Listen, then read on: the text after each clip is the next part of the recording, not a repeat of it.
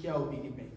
É a teoria científica que propõe que o universo teve origem a partir de uma grande explosão cósmica há bilhões de anos atrás.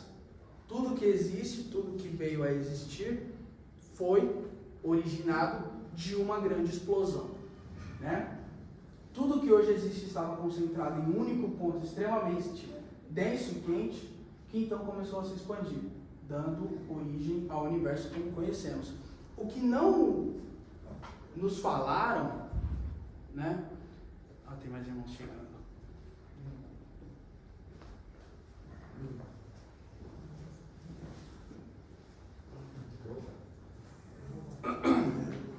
Podem tomar seus assentos.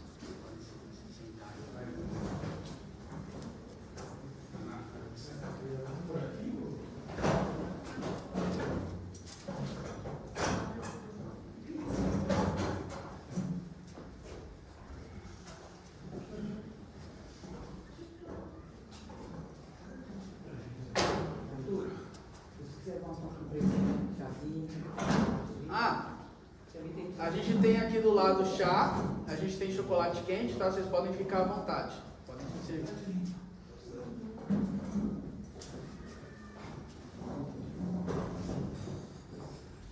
Então, dando continuidade, né? Nós estamos falando sobre a origem do universo, né? Sobre o Big Bang, a teoria que diz que tudo veio a surgir a partir de uma grande explosão.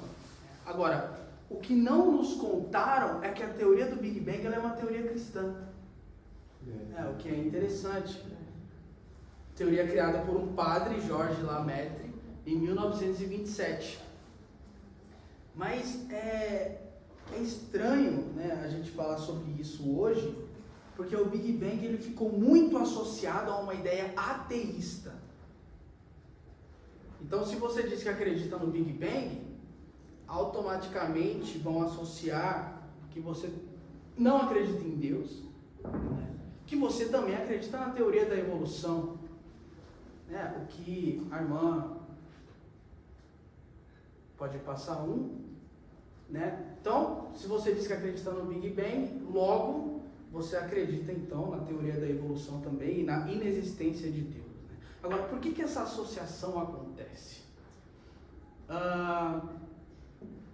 Já que são duas teorias extremamente diferentes, criadas por pessoas diferentes em épocas diferentes, né?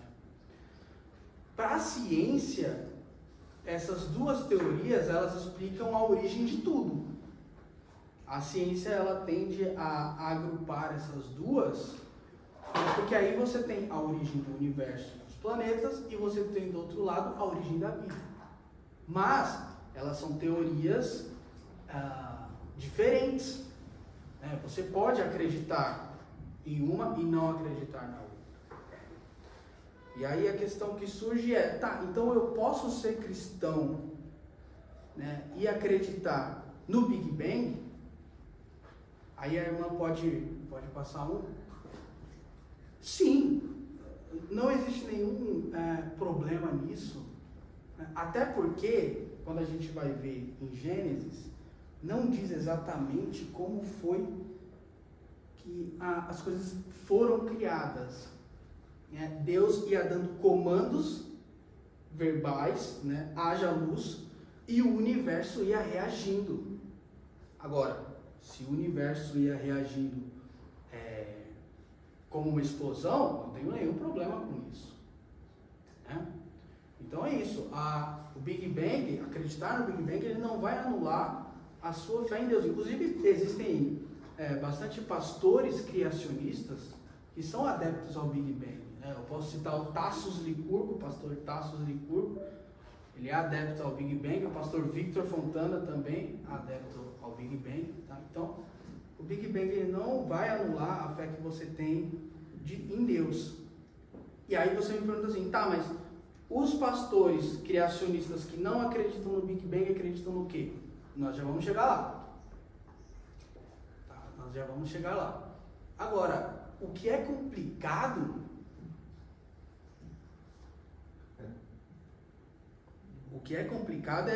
é acreditar no Big Bang sem Deus, né? que é o que a ciência propõe.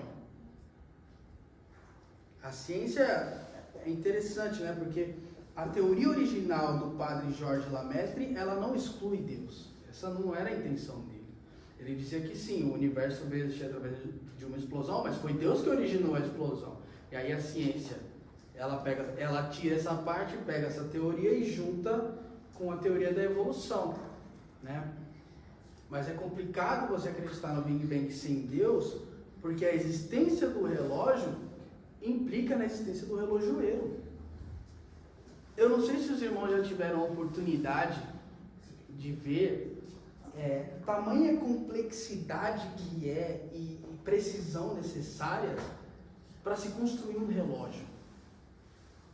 Um bebê jogando peças de um relógio para cima, aleatoriamente, sem intenção alguma, nunca que ele iria sem querer montar um relógio. O relógio, ele é perfeito e complexo demais para ser criado sem querer. E o nosso universo é perfeito e criado demais para ser criado aleatoriamente, né? Por acaso, sem querer, né? Olha só o que diz Stephen Hawking, né? Stephen Hawking foi um cientista, inúmeras contribuições para a física, inúmeras contribuições para a cosmologia. Olha só o que ele diz sobre um instante zero. Em seu livro Uma Breve História do Tempo, Stephen Hawking fala que quando começou o instante zero, nada existia. O instante zero é quando nada existia. Nem gravidade, nem energia, nem tempo, nem espaço e nem matéria. Em fração de segundos, houve uma explosão e tudo foi criado. Muitas pessoas resistiram a essa ideia de que o universo teve um início, porque isso obrigatoriamente abre brechas para a existência de um Deus. Então, aqui está o instante zero. E aqui houve o Big Bang. Entre o instante zero e o Big Bang existe uma brecha para a existência de um Deus. E muitos cientistas resistiram a essa ideia, né? E Stephen Hawking, ateu, ele admite isso no seu livro. A causa do Big Bang, ela não poderia ser material, porque a matéria não existia. Então, ela tinha que ser imaterial, portanto, espiritual. A causa não podia ser espacial, então tinha que ser infinita. Espaço não existia, não podia ser espacial. E a causa não podia ser presa ao tempo. A causa tinha que ser atemporal, portanto, capaz de ver o futuro. E extremamente poderosa para trazer, para construir tudo, para criar tudo a partir do nada. Meus irmãos, essas são características de Deus. Né? Olha só, o próximo. Eu tirei essa imagem, eu não sei se vai dar para ler. Né? Tá complicado ali, mas... Consegue diminuir a fonte? É porque é um print de uma imagem. Então não é. É um print de uma imagem. Mas eu sei o que está escrito, então os irmãos vão acompanhando pela fé. Tá. Aqui eu peguei a imagem do livro O Universo numa Casca de Nós, do Stephen Hawking também. Né? Ele está montando ali uma linha do tempo de 13 bilhões de anos. Tá?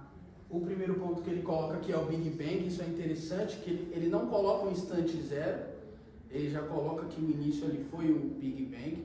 Mas o mais interessante ainda é o que está escrito em vermelho. Em vermelho está escrito período das leis da física estranhas e desconhecidas. O que ele quer dizer aqui? Olha, as leis da física existem. Nós não sabemos como, nós não sabemos porquê, nós não sabemos para quê, mas nós acreditamos que elas existem. Meus irmãos, eu acho que essa é a definição de fé. Né? Você não sabe nada sobre aquilo, mas mesmo assim você acredita. Essa é basicamente a descrição científica de fé. E aí a irmã, por favor, passa para o próximo. Albert Einstein, né? Albert Einstein, cientista com inúmeras contribuições para a física teórica, não queria um universo com origem. Né? A gente falou, quando eu estava falando do instante zero, alguns cientistas resistiram à ideia, Albert Einstein foi um deles. Quando ele está fazendo a teoria da relatividade, essa teoria só fazia sentido se ele considerasse que o universo teve um início. Ele não queria. Porque se ele fala que o universo foi causado, ele tem que explicar a causa. E aí ele não queria explicar a causa. Né? Então ele inventa de colocar uma constante cosmológica lá na equação, mas essa constante levava a matemática a multiplicar por zero. E a gente sabe que multiplicação por zero, né, é uma regra na matemática que não pode. Então, a equação ela só funcionava quando ele considerava que houve um início. Aqui é a ciência obrigando o cientista a admitir. Houve um início, o universo foi causado. E nós sabemos qual foi a causa. Né? No início de tudo, Deus criou os 3 elementos principais com os quais a ciência trabalha. Logo no primeiro versículo, Gênesis 1, olha só, no princípio, tempo. Deus criou céus, espaço e terra, matéria. Os 3 elementos principais com os quais a ciência trabalha, Deus criou no início de tudo, claro, é óbvio. Né? E aí, alguns podem se perguntar, né? Meus irmãos, quando quiserem me interromper a qualquer momento, pode ficar à vontade, né? Não sei se alguns de vocês já se perguntarem o que tinha antes. Já se perguntaram o que tinha antes. Antes de Gênesis 1, o que tinha? Né? Em Gênesis 1:2, diz que a terra era sem forma e vazia. Como a gente viu no slide anterior, Deus criou tempo, espaço, matéria. E aí, o segundo versículo diz que era sem forma, né? Era uma espécie de caldo ali, os 3 elementos misturados, num conglomerado, né? Sem definição. E aí, a partir do terceiro versículo, Deus começa a organizar ali e ordenar. Não é possível encontrar uma explicação sobre o que havia antes de Gênesis, mas nós sabemos que Deus criou tudo a partir do nada. Né? Mas até para a gente explicar o nada é complicado. O que é o nada? Porque algumas pessoas podem dizer que nada é um espaço vazio, é energia flutuante. Não, isso é alguma coisa. O filósofo Aristóteles ele ajuda a gente a elucidar essa questão. Ele fala o seguinte: o nada é aquilo sobre o que as rochas sonham. Meus irmãos, aí eu pergunto: as rochas sonham? Não. Então aí é para entender que o nada não é nada mesmo, né?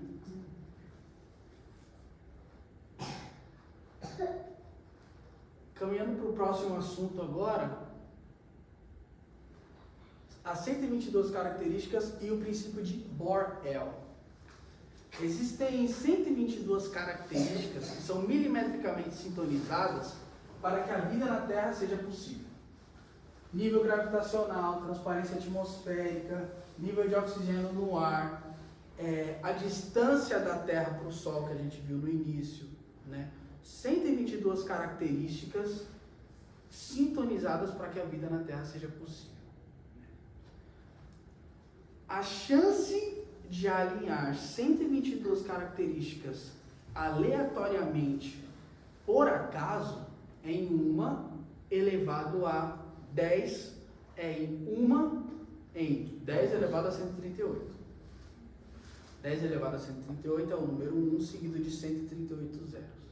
Número absurdo. E aí entra o princípio de Bohr-El, que é um princípio utilizado na probabilidade estatística. Que ele diz que uma chance em 10 elevado a 50 é impossível. Se você tiver que, por acaso, sintonizar algo que seja probabilidade 1 em 10 elevado a 50, não faça, é impossível. Ou seja, se 10 elevado a 50 é impossível, 10 elevado a 138, 100 vezes impossível. É matematicamente impossível nós termos um universo da forma que nós temos, em que a vida é possível, de forma aleatória. Essa é a questão.